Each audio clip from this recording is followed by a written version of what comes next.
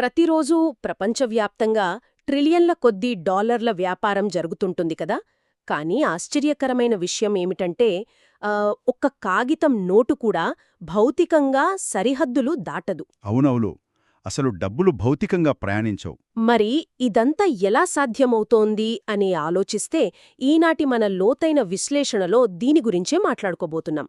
మన ముందున్న బ్యాంకింగ్ నివేదికల ఆధారంగా ఈ కంటికి కనిపించని ద్రవ్య చెలామణి వ్యవస్థ ఎలా పనిచేస్తోందో, అలాగే భౌగోళిక రాజకీయాలు ప్రపంచ వాణిజ్యాన్ని ఎలా మార్చేస్తున్నాయో డీకోడ్ చేద్దాం. ఖచ్చితంగా. అయితే దీని మూలాలు అర్థం చేసుకోవాలంటే ఈ నివేదికల్లో మనకి పదే పదే కనిపిస్తున్న నాస్ట్రో మరియు ఓస్ట్రో అనే పదాల దగ్గర మొదలుపెట్టాలి. ఓహో, ఈ నాస్ట్రో ఓస్ట్రో అంటే ఏమిటి అసలు? ఇవి దాదాపు 14వ శతాబ్దపు ఇటాలియన్ వ్యాపారుల కాలం నాటి పదాలు. నాస్ట్రో అంటే మాది అని, ఓస్ట్రో అంటే మీది అని అర్థం అన్నమాట.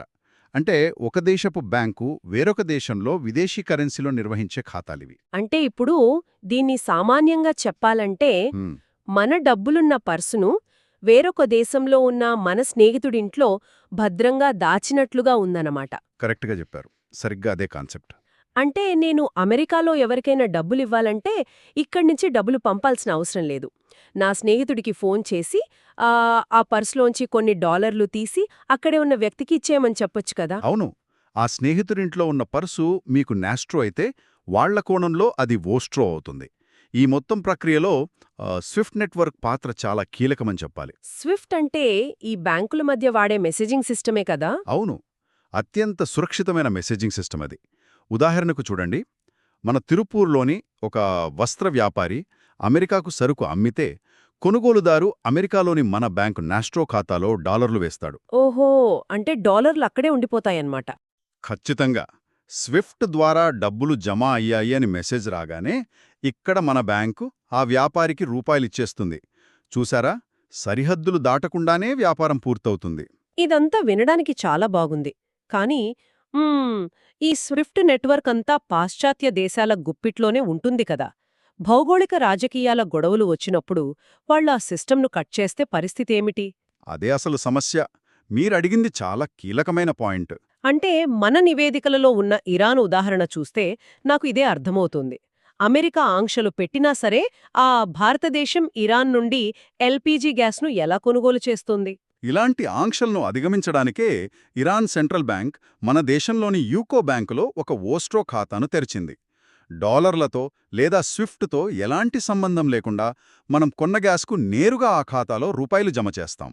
అంటే ఆ రూపాయలతో ఇరాన్ మన దగ్గర మందులు, బియ్యం లాంటివి కొనుక్కుంటుంది కదా. అవును. ఇదొక రకంగా చెప్పాలంటే ఆధునిక వస్తు మార్పిడి లేదా బార్టర్ సిస్టమ్ అని చెప్పొచ్చు. ఇక్కడే నాకొక సందేహం వస్తోంది.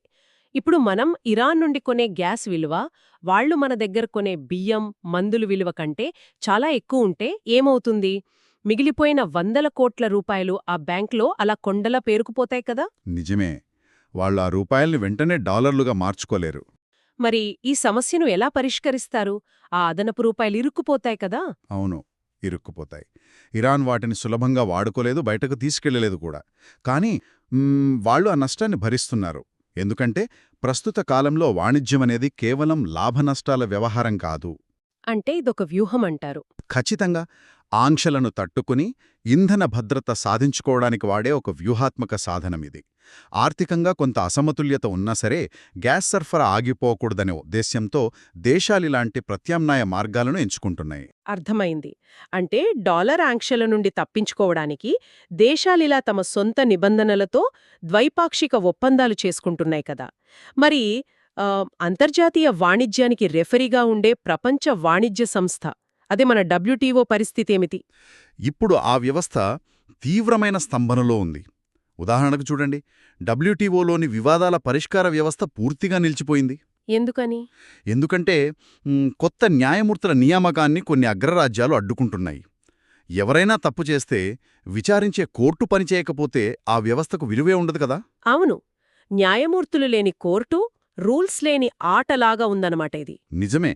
దీనికి తోడేమంటే దేశాలు తమ సొంత ప్రయోజనాల కోసం దిగుమతులపై పన్నులను కూడా రాజకీయ ఆయుధాలుగా వాడుకుంటున్నాయి. అంటే బలమైన నమ్మకమైన రెఫరీ లేకపోతే అంతర్జాతీయ వాణిజ్యం కేవలం బలవంతులదే రాజ్యంగా మారుతుంది కదా. పెద్ద దేశాలు చెప్పిందే వేదమవుతుంది. సరిగ్గా అదే ఆందోళన కలిగించే విషయం. అందుకే 2026 మార్చిలో జరగనున్న WTO 14వ మంత్రివర్గ సమావేశం చాలా కీలకం. అక్కడేం జరగబోతోంది? వేగంగా పెరుగుతున్న డిజిటల్ వాణిజ్యానికి తగ్గట్టుగా అక్కడ కనీస నిబంధనలు లేవు. ఒకవైపు అగ్రరాజ్యాలు తమకు అనుకూలమైన విధానాలు రుద్దాలని చూస్తుంటే, భారతదేశం లాంటి అభివృద్ధి చెందుతున్న దేశాలు తమ ప్రజల ఆహార భద్రత కోసం ఇచ్చే సబ్సిడీలను కాపాడుకోవడానికి పోరాడుతున్నాయి. అవును, చిన్న మత్స్యకారుల హక్కులు లాంటివి కూడా ఉన్నాయి కదా. అవును. అంతర్జాతీయ వ్యవస్థ బలహీనపడితే నష్టపోయేది ఎక్కువగా వర్ధమాన దేశాలే. చూస్తుంటే 14వ శతాబ్దపు ఇటాలియన్ వ్యాపారుల నాస్ట్రో ఖాతాలతో మొదలైన ఈ వాణిజ్య ప్రయాణం నేడు డాలర్ల ఆంక్షలను దాటుకుని భౌగోళిక రాజకీయాల చదరంగంగా మారి WTO లాంటి ప్రపంచ వ్యవస్థల మనుగడనే ప్రశ్నించే స్థాయికి చేరుకుందన్నమాట. అవును. ఈ మార్పులు భవిష్యత్తులో గ్లోబల్ ఎకానమీ ఎలా ఉండబోతుందో నిర్ణయించనున్నాయనడంలో ఎలాంటి సందేహం లేదు. అయితే ఇదంతా విన్నాక నాకొక ఆసక్తికరమైన ఆలోచన ఉదయిస్తోంది. ఒకవేళ భవిష్యత్తులో బ్లాక్ చైన్ మరియు డిజిటల్ కరెన్సీల వాడకం ప్రపంచవ్యాప్తంగా పెరిగిపోయి మధ్యవర్తులుగా అసలు బ్యాంకుల అవసరమే లేకుండా చేస్తే? అదొక పెద్ద విప్లవమే అవుతుంది. అదే కదా.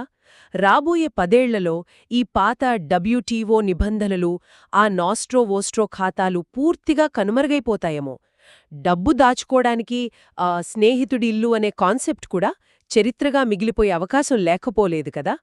ఈ ప్రశ్నతోనే ఈనాటి విశ్లేషణ ముగిద్దాం. మళ్ళీ కలుద్దాం.